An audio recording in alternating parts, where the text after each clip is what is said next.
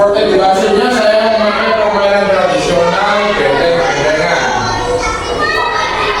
Di latar belakangnya peserta didik kita saat ini masih sebagai generasi Gen atau yang biasa disebut Gen Z yang menerima arus informasi secara cepat melalui media internet. Sebagian informasi ini mengandung nilai-nilai yang kadang-kadang tidak sesuai dengan nilai tradisi Indonesia. Bila mereka terpapar, dikhawatirkan nilai tradisi asing akan menggunakan atau menggantikan nilai tradisi lokal yang luhur. Bermain dalam menjadi aktivitas fisik yang menjadi tumbuh kembang anak.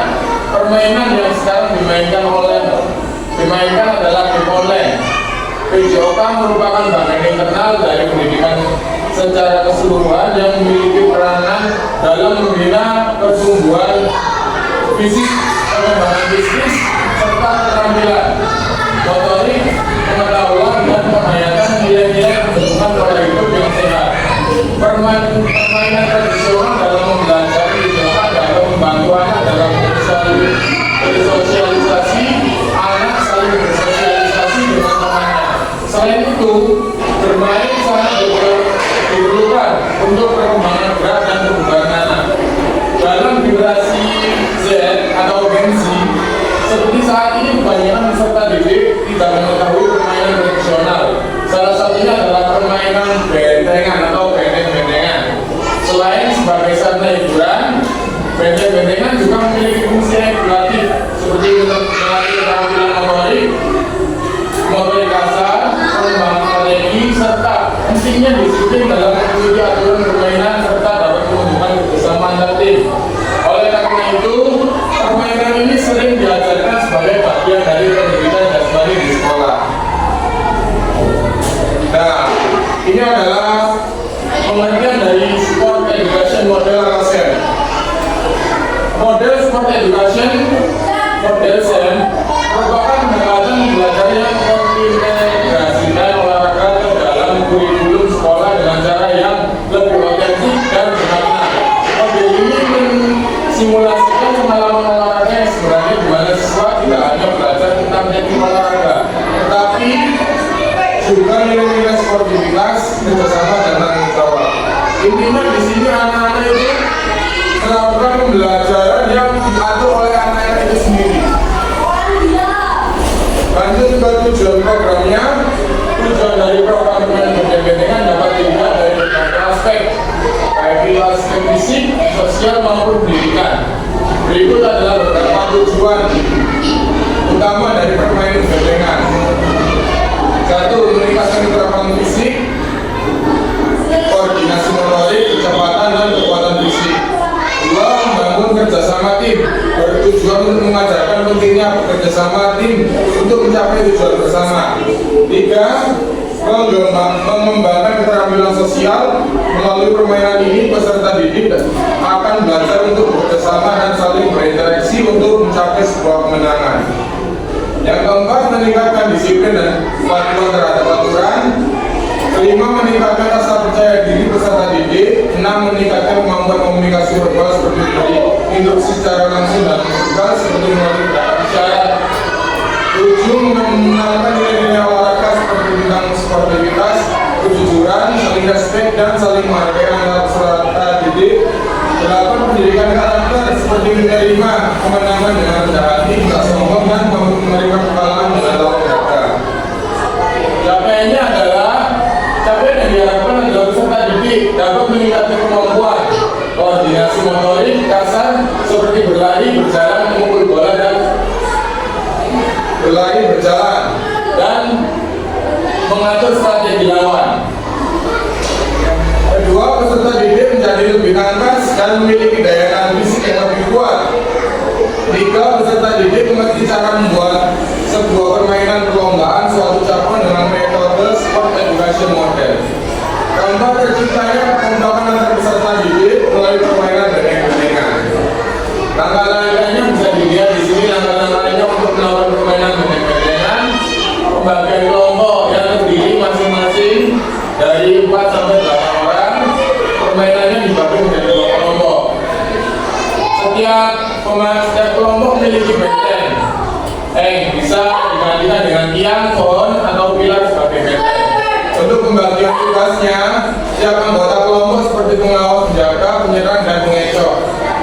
Yang keempat, menyentuh benteng lawan. Penyerang bertugas mencari celah dan menyentuh benteng lawan untuk mendapatkan kemenangan. Yang kelima, menjadi penawan. Pemain yang paling dekat menyentuh benteng berhak menjadi penawan dan menyentuh anggota lain. Yang keenam, membebaskan tawanan. Anggota tim yang sama bisa membebaskan tawanan dengan menyentuhnya di lokasi yang ditentukan. Yang ketujuh, menang. Kelompok yang menyentuh benteng lawan dan meneriakkan kata benteng adalah pemenang. Hasil yang dilakukan dari metode SEM atau Sport Education Model permainan bentengan. 1. Peserta didik bisa menerapkan dan membuat sebuah turnamen dengan metode SEM. 2. Kemampuan peserta didik dalam memainkan permainan bentengan bisa meningkat. 3. Meningkatkan rasa percaya diri. 4. Peserta didik dapat menerima apapun hasil pertandingan dengan baik. 5. Peserta didik dapat merencanakan dan melaksanakan strategi di dalam permainan benteng-bentengan. 6. Peserta didik dapat membuat keputusan yang tepat. 7. Peserta didik menunjukkan kedisiplinan dalam mengikuti instruksi pelatih atau wasit. 8. Peserta didik yang memiliki potensi kepemimpinan dapat memimpin dengan baik dan menjaga ketat. 9. Peserta didik dapat bermain dengan sesuai aturan yang ada tanpa ada pelanggaran yang merugikan tim atau individu. Nah, di sini struktur program dan mitra dalam komunitas belajar. Untuk persiapannya saya mengidentifikasi peserta menerima target peserta. Jadi pesertanya dari kelas 4. Pengadaan peralatan, menyiapkan peralatan yang dibutuhkan seperti benteng, moon, dan peralatan lainnya. Pelaksanaan program kegiatan ini akan dilakukan setelah sumatif akhir sumatif semester ganjil agar anak-anak mendapatkan pembelajaran yang positif, dan kegiatan ini akan dilakukan selama 1 hari di lapangan sekolah. Dalam kegiatan komputer, sekolah ini akan berkolaborasi dengan beberapa aset. 1. Aset manusia, guru dan peserta didik. 2. Aset sosial, kompleks sekolah, komunitas belajar sekolah. 3. Aset agama atau keragaman budaya dan agama. 4. Aset fisik, lapangan dan peralatan benteng-bentengan.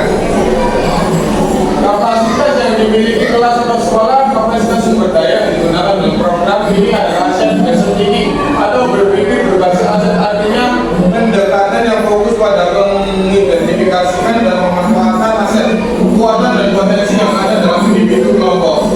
Dalam konteks PJK, penerapan pendekatan ini sangat relevan untuk memaksimalkan potensi siswa dan menciptakan pengalaman belajar yang lebih terarah.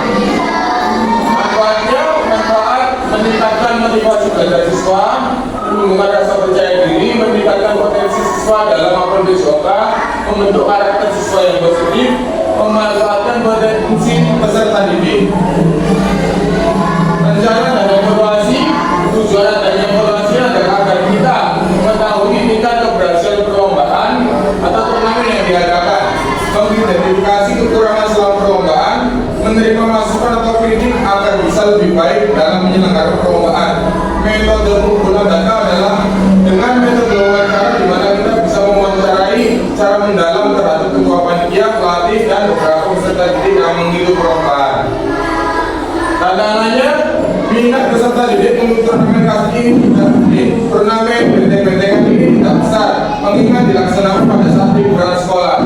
Kondisi cuaca dan kondisi lapangan yang izin, perbedaan pengalaman antara pemain, kondisi fisik, sedikit peserta didik yang mengetahui aturan dan cara bermain benteng-bentengan.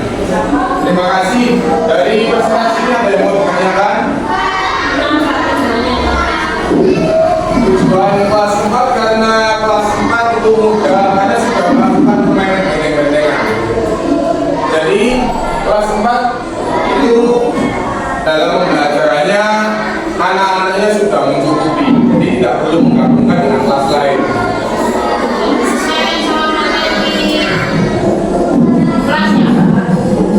Kalau setiap semua kelas ada permainan tradisional, jadi kita memilih satu permainan tradisional di setiap kelas yang sesuai dengan peralatan yang ada di sekolah, aset sekolahnya. Pada Bapak Ibu ada yang perlu ditanyakan?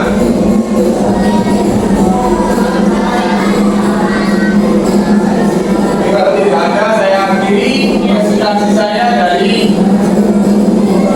rencana tindak lanjut tentang permainan tradisional benteng-bentengan. Terima kasih atas waktunya. Saya ucapkan terima kasih. Mohon maaf yang sebesar-besarnya atas kata-kata saya yang salah. Assalamualaikum warahmatullahi wabarakatuh. Waalaikumsalam warahmatullahi wabarakatuh. Rokok.